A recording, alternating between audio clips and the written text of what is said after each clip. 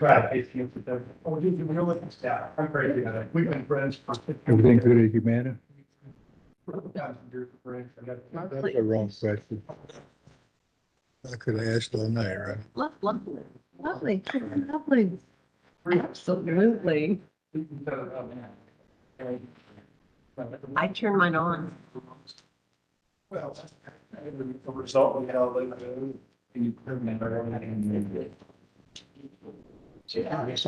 That happened. You're on. More than once. Hello, Ron. Hello, Ron. You're on. Nice hat. It doesn't always happen. Okay.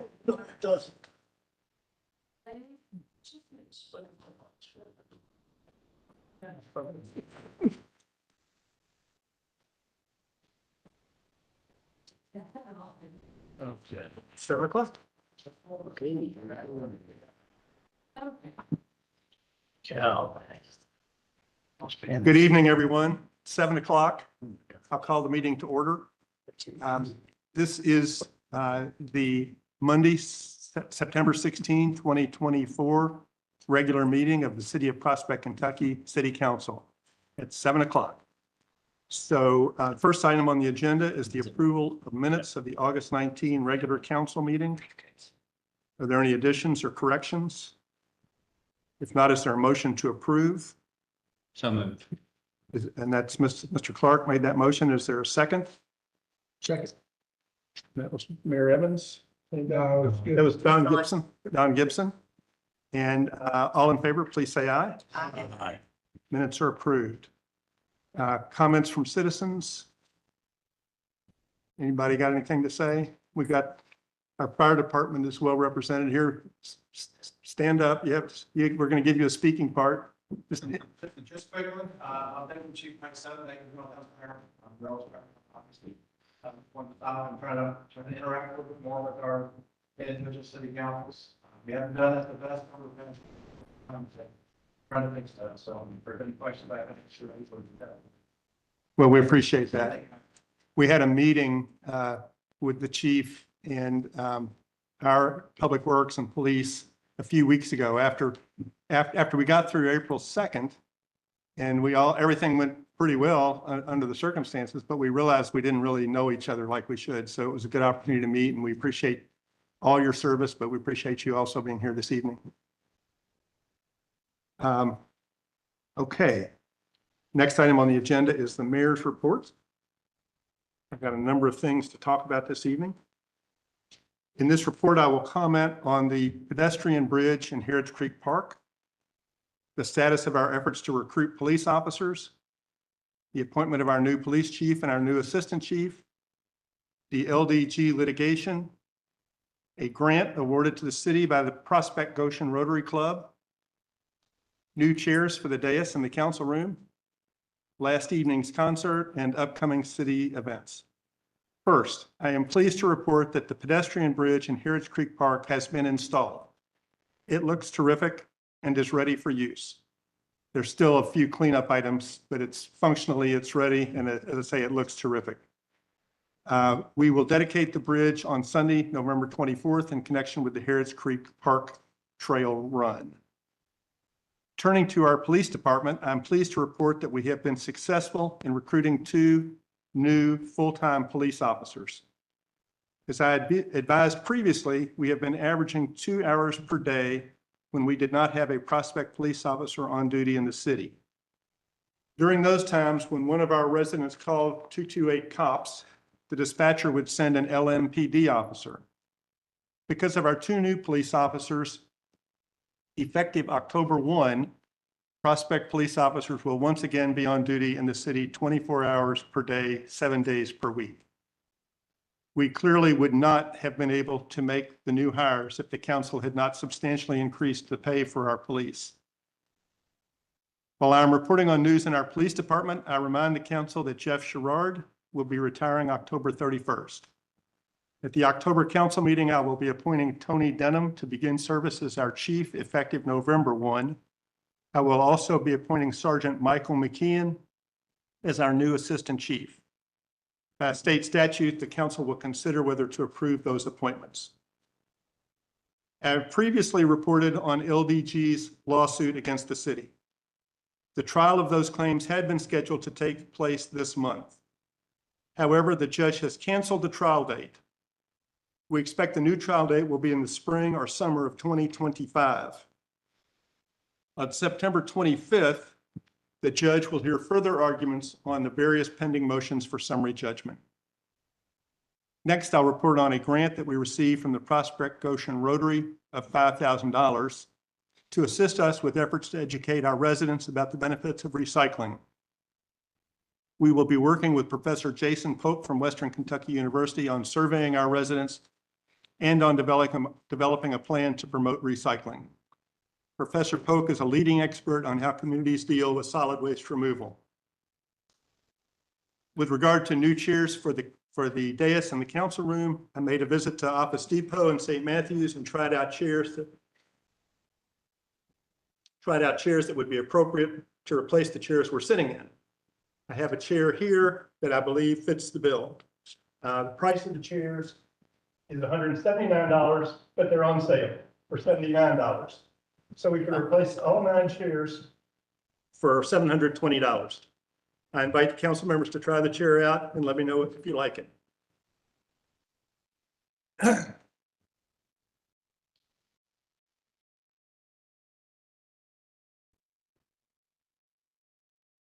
Last evening, the show Rouse Band performed at the John Evans Pavilion in Little Hunting Creek Park.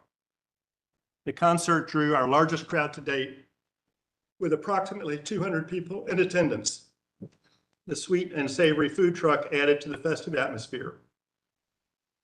Upcoming events include Touch the Truck, Prospect's 50th birthday party, an art exhibition, art at City Hall, artist market, and on Thursday, October 24, the city will be hosting a reception to thank Jeff for his service. The reception will be from 5 to 7 on the 24th of October. So that concludes my report.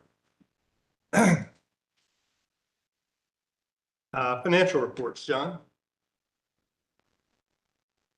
Summarizing financials for August. So we ended the month of August with approximately $3.1 million on hand. For these past 2 months, please announce we earned about $31,000 in interest. Expenditures and revenue was all in line as expected this past month. I did notice today, and maybe some of you noticed as well, that I think our financial report misstated restricted road aid revenue. And I've asked them to correct that, but we have roughly about $270,000 now in road aid. Entertain any questions? Is that before or after the current paving projects? That's before. We've not paid anything towards it. Okay. If there are no further questions for John, the Forestation Board report.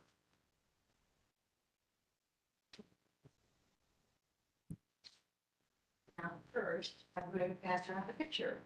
I have a question at the last meeting that I would like to answer. Sorry. Canopy trees, question was, how big are these canopy trees? And I was talking to Andrea. Big size of the tree, it's a pretty good size for planting on it's not ball and burlap, so it's heavy. These trees, this is comparable to what it would look like. They're gonna be 10, 12 feet tall, and that roof all comes to weighs 1,000 pounds. So it's a significant tree. So you can see there's 2 guys there that have a special hand truck for managing tree planting. Hopefully that will, we'll put out another e-blast on canopy trees in order to good Friday. Get those in the process. So we've got everything moving along. We got a very promising email from Chase. There's a big chance we don't have unmeetings with the county for the inclusion of the right now. The finger pointing and one thing got changed. We don't have to anything back and forward. So what we do want to do is increase. It's not over summer trees. So we're hoping to have a meeting with them on site, perhaps as early as this Friday. I'm looking for information from them on the and see if we can schedule after that. We'll know we're pretty excited about that. Other things came up, the Mike Powers Memorial, it's been nicely funded, so that is on our list. And be sure to order that will happen and we're able to find a good place for a little bit, but pretty far.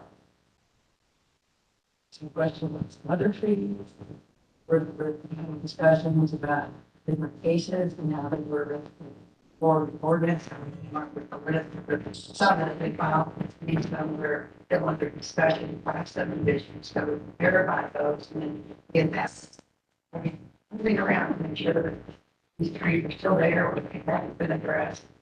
We take staff to be involved and more on the process on this. It's just more planning to get ready for our desk, the end of October 19th.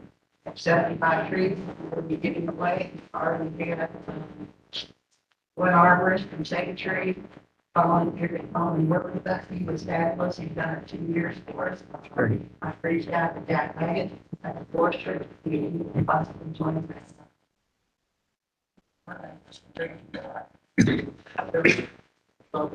trees and excited. That's my. Any questions for Linda? Linda, thanks so much. Parks and Recreation Advisory Committee. David, I think you're filling in for Linda this evening. Linda's unable to attend tonight. As the mayor indicated, the Harris Creek Park Bridge is complete and installed, and there will be an official dedication of it on October 24th, as part of the Harris Creek Trail Bash. The wrong date. I think I said November. Is it October? November, I'm sorry. Did I miss? It's November. Yeah, November. The city has applied to Metro Council member Scott Reed to receive neighborhood development funds for the Putney Pond Boardwalk project. We have an Eagle Scout candidate, Jacob Erlin, who is scheduled to install a new information kiosk in Little Honey Creek near the John Evans Pavilion and the Charlotte Playground sometime in October. There was held recently a family nature hike by Jacob Prater in July. It was very successful. More than 20 people participated. Apparently, he found a very large salamander in Little Honey Creek, and everybody was thrilled to observe that. Additionally, as the mayor indicated, our final summer concert series was last evening with probably our largest crowd. Again, this is the second year of our summer concert series. It takes a lot of work to put it together. John Evans was very instrumental in getting a number of them. Carolyn. It was also Sally Schneider also was involved in it, and all of the Parks and Rec Committee helped assist us to put it together, but it's been very successful. And the most amazing thing is in the 2 years that we've now had 11 or 12 events in the pavilion and playground area, the only time we've had bad weather was the very first one, the Shakespeare in the Park, where it rained and snowed on us.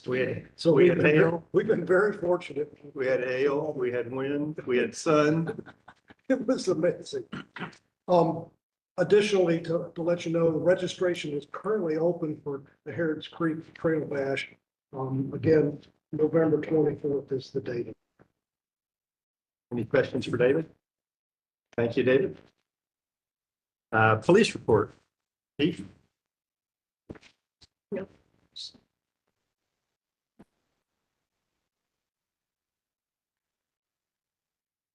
Okay, they've been taking it easy on me now for a few months. It's a really low activity report in terms of reports and all the bad news, so that's good.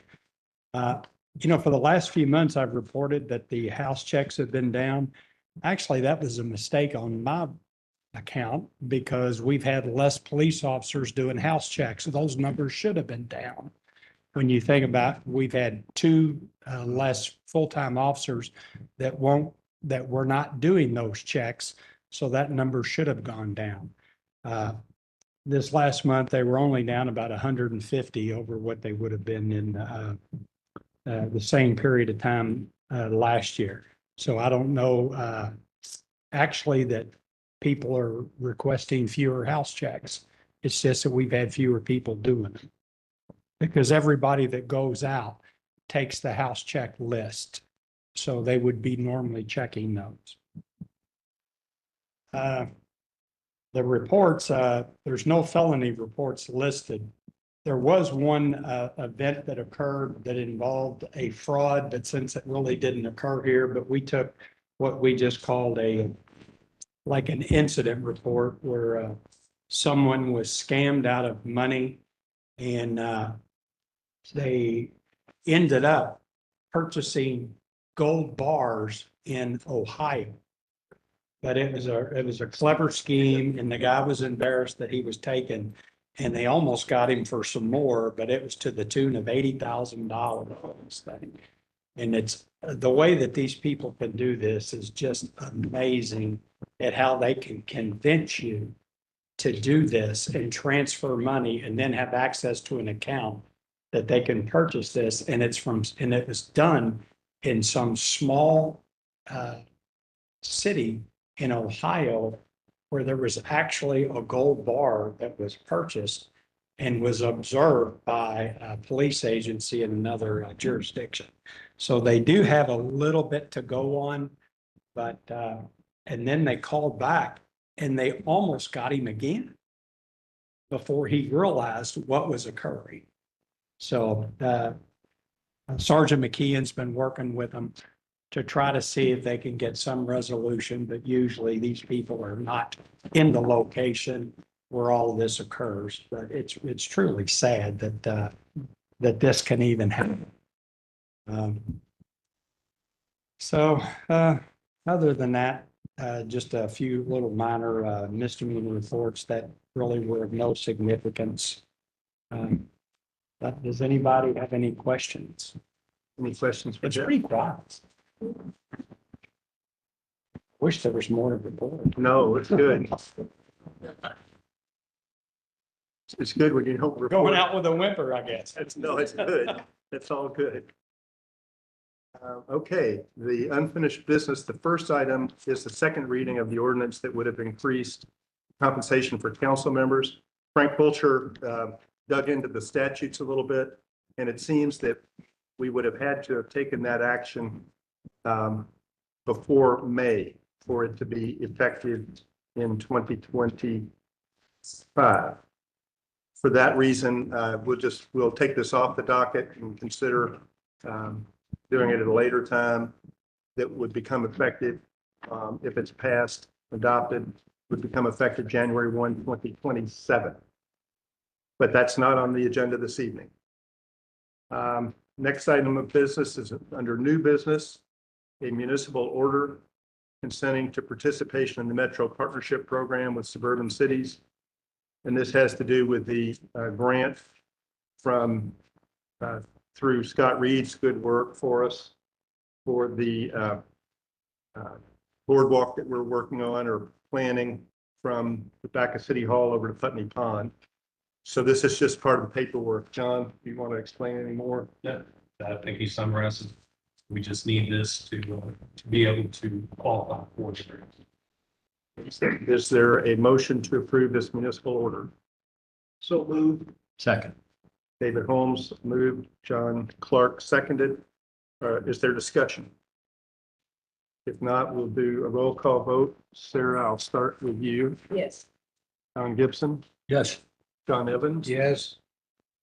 David Holmes. Yes. John Clark. Yes. Frank Fulcher. Yes.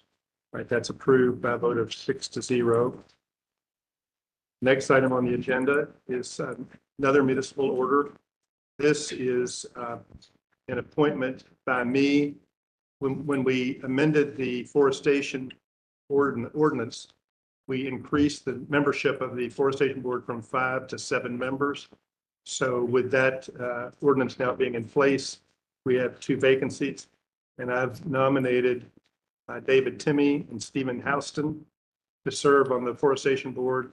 Their CVs or resumes are included. I think we're included in the material Yes. that we're distributing to everyone. So that's my nomination. Is there, I don't know if that requires, I don't think that requires a second. Is there discussion? I'd like to make a suggestion that, that future presentations, nominations to the council be on an individual basis, that each one I agree with that. stand on its own. I agree with that. Yeah, we should have done that.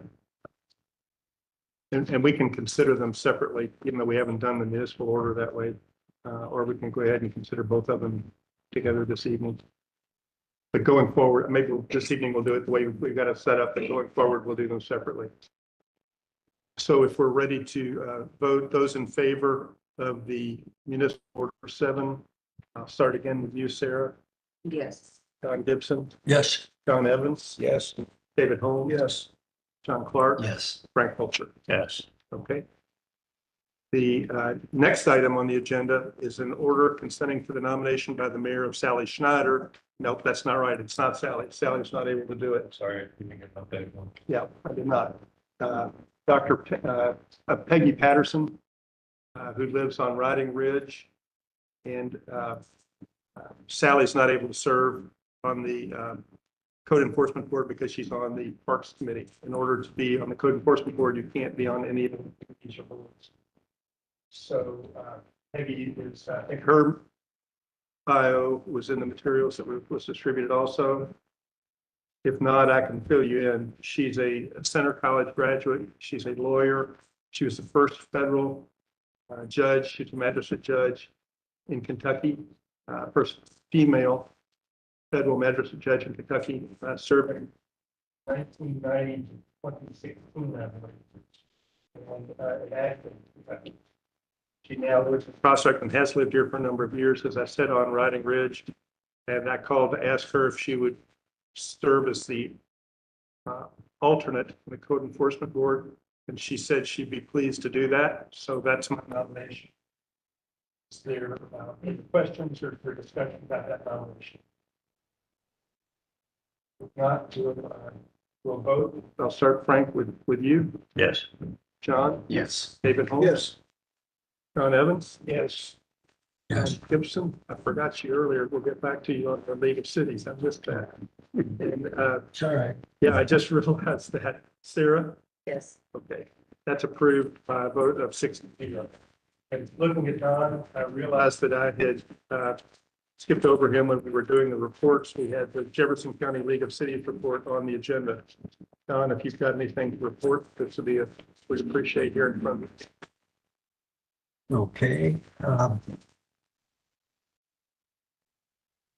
On August 22nd, I attended a JCLC board meeting, and at that meeting, the board discussed Metro Council's proposal for middle housing, and a resolution was adopted. And again, this is for Metro Global that wants to change the land development code to allow multiple family homes in areas that are single family zoned.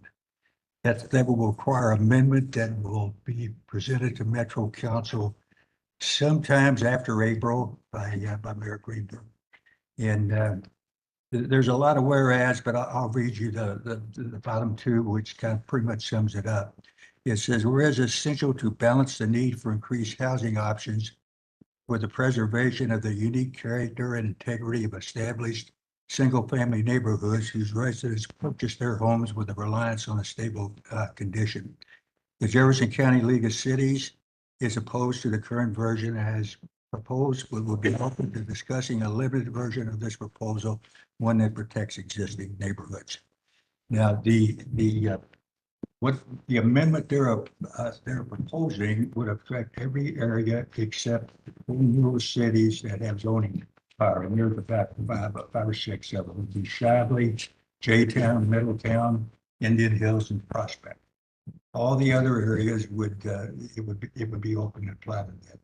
They're not talking about large apartment buildings. They're talking about duplex, triplex, fourplex, townhomes, what they call walking courts and cottage courts. And they're talking about smaller residents as small as 640 square feet. So it would implement a substantial change to the established neighborhoods. Could be some conflict with deeds with some neighborhoods and HOAs, but the city doesn't enforce deed restrictions. The individual area would have to enforce it through the social court. Any questions on that? And that, as Don mentioned, that wouldn't, this middle housing would not apply to Prospect because we have zoning authority. Is that right, Don? Yes, but it would apply to some of the Surrounding areas. And what's the Green Greenspring. Spring, it would apply to them. They don't have zoning authority. So it's a pretty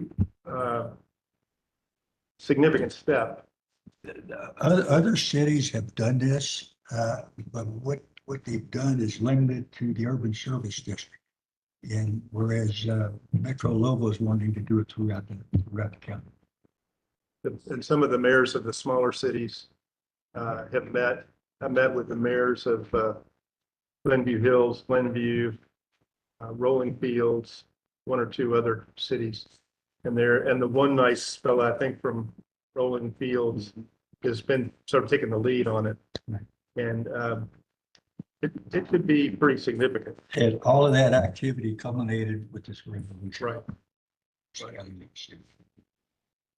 On August 26th, I attended a 5 p.m. Zoom meeting with Mayor Greenberg and Metro Home Rule City mayors. Mayor Greenberg discussed the following.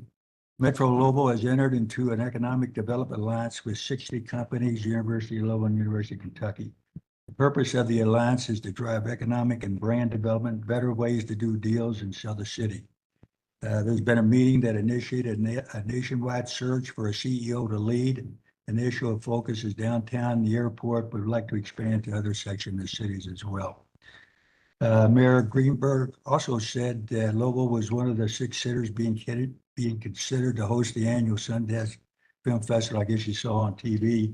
It's down to 3 now, and that 3 is Boulder, Salt Lake City, and Cincinnati. But we were in the top 6. Mayor Greenberg announced Metro Emerging Management has started a new initiative called Family Reunification to help address homelessness.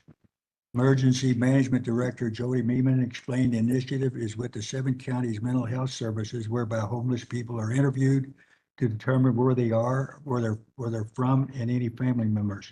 The new initiative has connected with 61 families and sent 21 homeless people back to their families. Metro will pay for the trip back to the families. Mayor Greenberg, at that meeting, we were supposed to talk about middle housing. He suggested putting off that discussion until the JCLC the meeting on September 19th. And at that point in time, he won't be there, but 2 representatives of the city will be there. They're also going, a representative from TARC's going to be there to talk about how they're going to adjust to the 50% pay budget reduction.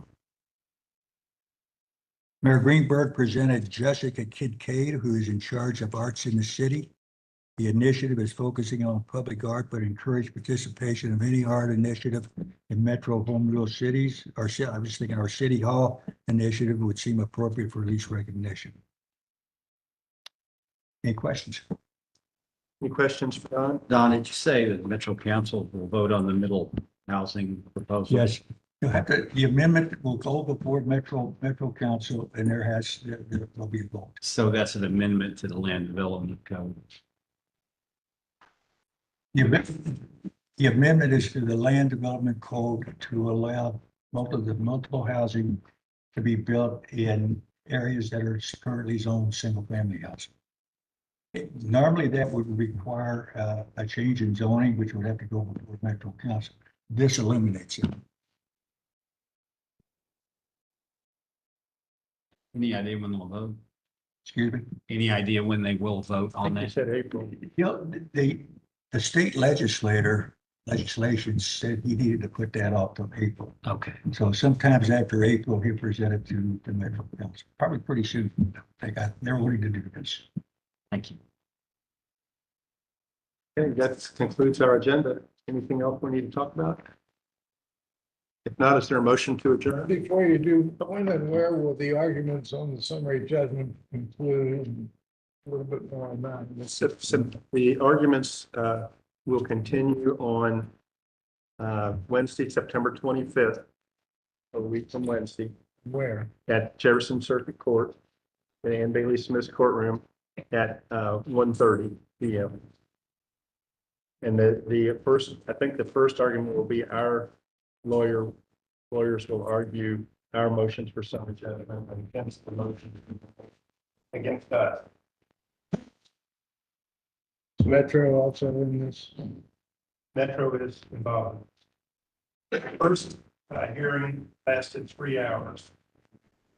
So this one, I think they blocked out 2 or 3 more hours this time. So I would talk. I talk. And fully briefed. A lot of paper. Okay. I have a question. Yeah. Going back, same subject. John, several months ago, you gave us, you handed out questions relative to additional interrogatories or discovery or something like that. Never responded because I didn't have anything to say. But is that still an active request? Do we need addition? Do you need? I thought they told us to hold off on that. Matt, Oh, he did. I didn't. I didn't know. we'll follow up. I think that as far as meeting with people, I know they put that off. Things not all said in our injuries. Yeah, Okay. yeah, this was relative to personal emails and personal phone, text messages, et cetera. That was the thing that John sent out, you know, and John said, well, okay, hold off on it, but I just wondered where it stands. I don't know, but I don't recall saying hold off. But nonetheless, Okay, I'll find out. that's the impression I got. I don't even know. we'll find out. Since you didn't follow up, I figured, We'll get back. We'll get back to you. okay. Not that I'm anxious to do it. Understood. Any other business? If not, is there a motion to adjourn? So moved. Second. Any objection? Without objection, we are adjourned. Thank you. Okay. Yeah, short meeting. For a regular meeting, I think that's.